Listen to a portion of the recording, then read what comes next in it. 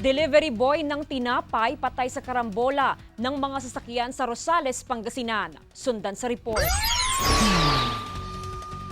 Pauwi na raw sana sa kanilang bahay sa barangay Pulay, Villasis ang biktimang si King Jan Abuan matapos mag-deliver ng mga panindang tinapay.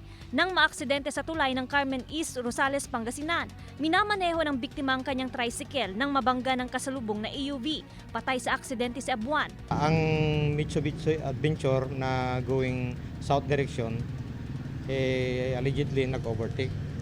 So na-miscalculate niya yung dispan niya, nabangga niya yung incoming motorcycle na going north. So yung cause of death ng victim, siguro yung impact ng pagkabangga, tumama siguro sa railings ng bridge. Sumalpok din ang AUV sa truck na nakabuntot sa tricycle. Kwento ng driver ng truck, nagawa pa raw nitong huminto bago sumalpok ang AUV sa kanyang sasakyan. Itong adventure, overtake po siya, mabilis po madam, umigewang-gewang na po madam.